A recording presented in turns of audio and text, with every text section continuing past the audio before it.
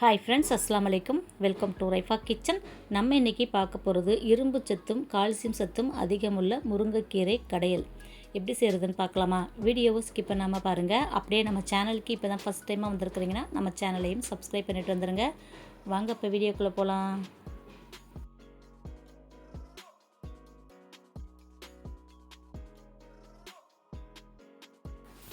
ஒரு கட்டு அளவுக்கு நான் முருங்கைக்கீரை எடுத்திருக்கேன். இதை வந்து காம்பெல்லாம் இல்லாமல் நல்லா இலையாக உருவி எடுத்து தண்ணியில் அலசி எடுத்து வச்சுக்கலாம்.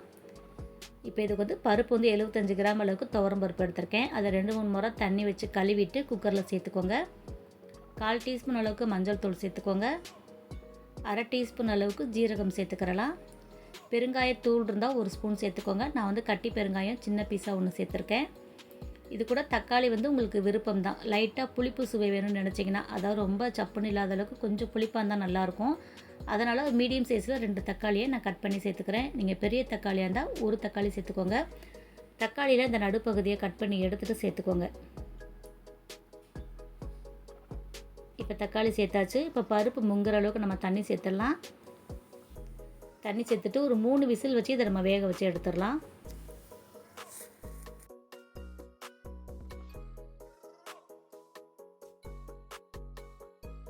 பருப்பு கூட பச்சை மிளகா சேர்க்க நான் மறந்துட்டேன். இப்போ மறுபடியும் குக்கரை ஓப்பன் பண்ணி பச்சை மிளகா சேர்த்துக்கிறேன். கடையில் வந்து நம்ம இன்றைக்கி மண் சட்டியில் செய்ய போகிறோம். மண் சட்டி அடுப்பில் வச்சுட்டு சூடானதும் எண்ணெய் சேர்த்துக்கிறலாம். எண்ணெய் சூடானதும் 1/4 டீஸ்பூன் கடுகு, 1/2 டீஸ்பூன் சீரகம், 1/2 டீஸ்பூன் அளவுக்கு உளுத்தம்பருப்பு சேர்த்து நல்லா பொரிய விட்டுருங்க. இது கூட ஒரு 15-20 பூண்டு பல் தோல் உரிச்சிட்டு சேர்த்துருக்கேன். பூண்டு வந்து நல்லா வேக விட்டுக்கலாம். நீங்கள் பருப்பு கூடயே போட்டு வேக வச்சாலும் வேக வைக்கலாம். நான் வந்து எண்ணெயில் வதக்கி கடையலான்னு சொல்லிட்டு எண்ணெயில் போட்டு தாளிச்சிருக்கேன். பூண்டு நல்லா வெந்து வரட்டும். இதுக்கு சின்ன வெங்காயம் தான் நல்லா டேஸ்ட் கொடுக்கும். சின்ன வெங்காயம் வந்து ஒரு 150 கிராம் அளவுக்கு உரித்து நறுக்கி வச்சுருக்கேன். அந்த வெங்காயத்தையும் இது கூட சேர்த்துடலாம். இப்போ தாளிப்புக்கு வத்தல் வந்து உங்களுக்கு காரத்துக்கு தகுந்த அளவுக்கு நம்ம மசாலா தூள் எதுவும் சேர்க்க போகிறதில்ல. அதனால் வத்தல் வந்து ஒரு 5-6 வத்தலை அந்த விதைகளோடையே சேர்த்துக்கோங்க. கிள்ளிட்டு அந்த வத்தலையும் இது கூட சேர்த்துருக்கேன்.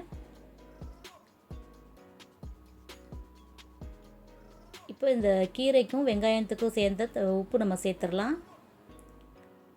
உப்பு சேர்க்கும்போது வெங்காயம் வந்து சீக்கிரமாக வெந்து வரும். இப்போ கழுவி வச்சுருக்கிற கீரை இது கூட சேர்த்துடலாம். சேர்த்துட்டு இந்த எண்ணெயிலே கீரை வந்து நம்ம பொரிப்போம் பார்த்திங்களா, அது போலவே நல்லா வதக்கி விட்டுக்கோங்க.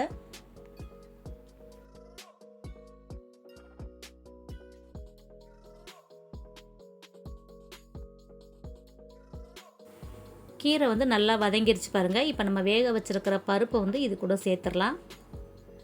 சேர்த்துட்டு நல்லா கலந்து விட்டுக்கோங்க. ஏற்கனவே பருப்பும் வெந்திருக்கு, கீரையும் வெந்திருக்கு. இது ரெண்டுமே நல்லா கலந்து விட்டுட்டு நல்லா ஒரு கொதிக்கணும். இப்போ நம்ம வந்து வெங்காயம் வதங்கும் போதே உப்பு சேர்த்துருக்கோம். கண்டிப்பாக அந்த உப்பு பத்தாது. நீங்கள் செக் பண்ணிவிட்டு உப்பு சேர்த்துக்கோங்க. ஆனால் இப்போ சேர்க்க வேணாம். ஒரு கொதி வந்ததுக்கப்புறம் நம்ம உப்பு சேர்த்துக்கலாம். அப்போ தான் வந்து கீரை வந்து கடுத்து போகாமல் இருக்கும். இப்போ நல்லா கலந்து விட்டுக்கோங்க. கொதிச்சு வரட்டும்.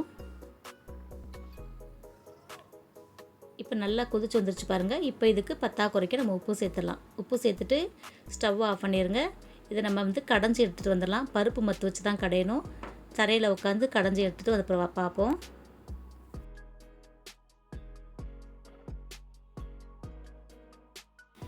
இப்போ கீரையை கடைஞ்சி எடுத்தாச்சு. ரொம்ப மாவாக கடைஞ்சிடாதீங்க. இது போல் கொஞ்சம் கொரப்பாக இருந்தால் தான் சாப்பாட்டில் போட்டு சாப்பிட்றதுக்கு நல்லாயிருக்கும். நீங்கள் மிக்சிலெலாம் அரைக்க தேவையில்லை. இது போல் மத்து வச்சு கடைஞ்சாலே போதும், கரெக்டான பதத்துக்கு வந்துடும்.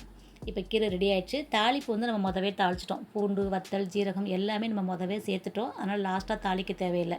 நம்ம வத்தல்லாம் தாளித்து கொட்டி கடையும் போது தான் அந்த டேஸ்ட்டு, காரம், உப்பு எல்லாம் நமக்கு கிடைக்கும். நீங்கள் விருப்பப்பட்டீங்கன்னா லாஸ்ட்டாகவும் கொஞ்சம் தாளித்து கொட்டிக்கலாம். நான் தாளிக்கலை. அவ்வளோதான், நமக்கு கீரை கடையல் ரெடி ஆயிடுச்சு. முருங்கைக்கீரையில் எக்கச்சக்கமான சத்துக்கள் இருக்குங்க. பழமொழியே இருக்குது, முருங்கையை நட்டவன் வெறுங்கையோடு போவான்னு. அதுக்கு என்ன அர்த்தம்னா, முருங்கைக்கீரையை சாப்பிட்டோன்னா நம்ம வந்து குச்சி ஊண்டி நடக்க வேண்டிய அவசியமே இல்லை. அந்த அளவுக்கு உடம்பு வந்து உறுதியாகவும் ஆரோக்கியமாக இருக்கும்னு அர்த்தம்.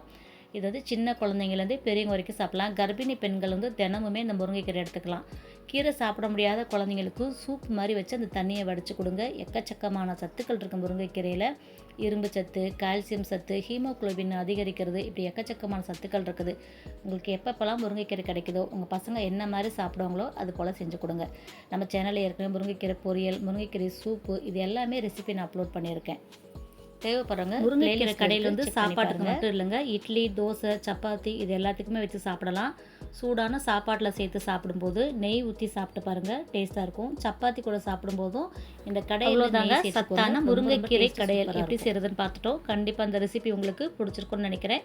பிடிச்சிருந்தா நீங்களும் செஞ்சு பாருங்கள். செஞ்சு பார்த்துட்டு எப்படி இருக்குன்னு சொல்லுங்கள். வீடியோ பிடிச்சிருந்துச்சுன்னா லைக் பண்ணிவிட்டு நிறையா ஷேர் பண்ணிவிடுங்க. அப்படியே நம்ம சேனலை இது வரைக்கும் சப்ஸ்கிரைப் பண்ணாமல் பார்த்துக்கிட்டு இருந்தீங்கன்னா ப்ளீஸ் சப்ஸ்கிரைப் பண்ணி சப்போர்ட் பண்ணுங்கள். இன்ஷா அல்லாஹ் இன்னொரு வீடியோவில் பார்க்கலாம். Bye friends. அஸ்ஸலாமு அலைக்கும்.